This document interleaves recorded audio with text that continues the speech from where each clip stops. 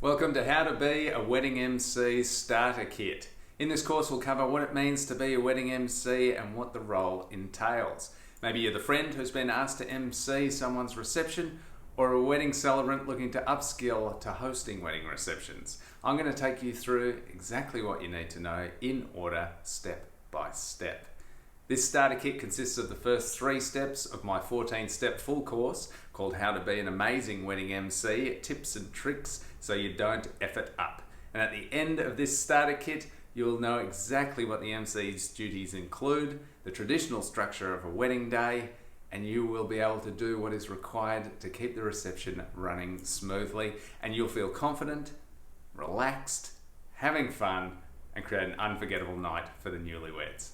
My name's Gary Clemenson and I'm a civil marriage celebrant and wedding MC with a bachelor degree in performing art. I teach these skills from a strong knowledge base and years of experience working with crowds and officiating weddings. I use these same skills to go from small town electrician to professional wedding MC, and you can too. I can't wait to see you in the course. Let's get started.